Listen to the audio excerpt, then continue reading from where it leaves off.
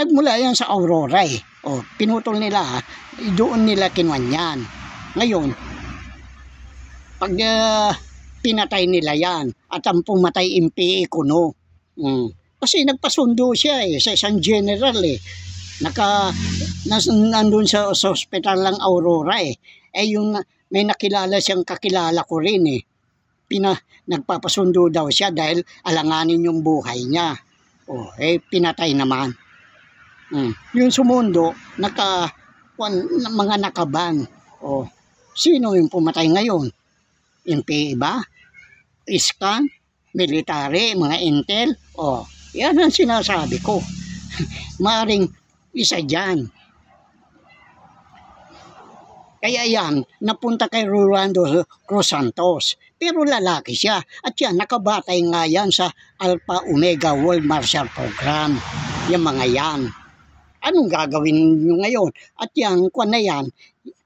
Kaya nga, Tiburcio, Villamor, Marcos, TBM, LSM, Lamurok, Sator, Milam. Pagkatapos yung 666. Yun ang anak ni Marcos.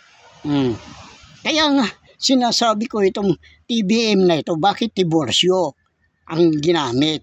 Bakit Villamor, Marcos? Kasi Villamor, dahil, mahusay magmaniobra yung pilotong nung panahon na po, yung pilotong Pilipino, na mahusay sa dogfight. Mahusay magmaniobra na aeroplano yun, maski na sa pagitan ng dalawang nyug na, alam mo naman pagitan ng nyug, 8 metro eh. Dadaan yun sa, patagilid na dadaan yun sa pagitan ng nyug.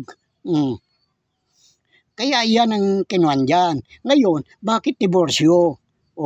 Samantala yan, TBM na yan, sinasabi ko babae. Kaya nga, yung pinhili na yan ang nagpapanggap. Akala nila hindi ko alam.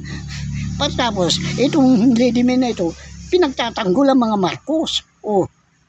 Kaya nga, wala akong tiwala noon dyan nung sabihin sa akin nung bunso nilang kapatid ko noon, na si Rani Bautista.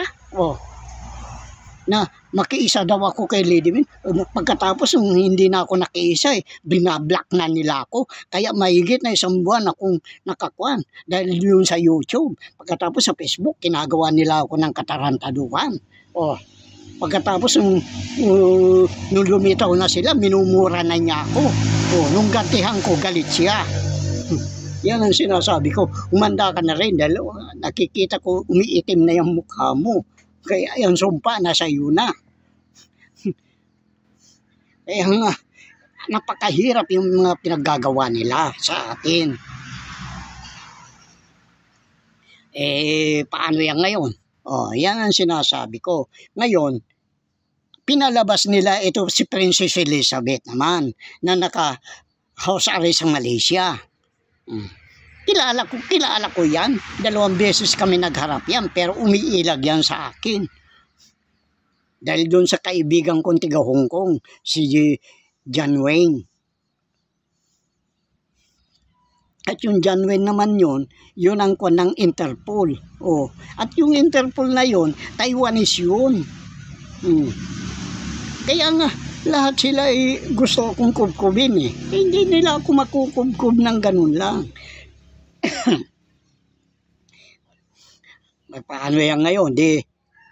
Kaya palalabasin na nila na kaya pinatay nila si Diana, palalabasin nila na yan. Pero sinabi sa akin ng isang commander na pinagbintangan nila na DPA.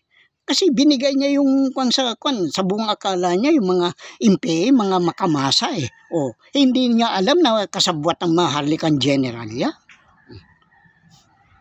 Kaya nga ngayon, yung TBM babae, kaya nga Tiburcio, upang mailigaw ang tao. Kaya ang pumapil dyan, si Jack, para iligaw. Ngayon, dahil nga Tiburcio, Tibo, kung ano bang salita ng Tibo, hindi ba? Tumboy. Kaya yan ang papel ni Amy. Yung kamahalang anak niya. Diyan mapupunta yung account na yan. Pero hindi naman pwede.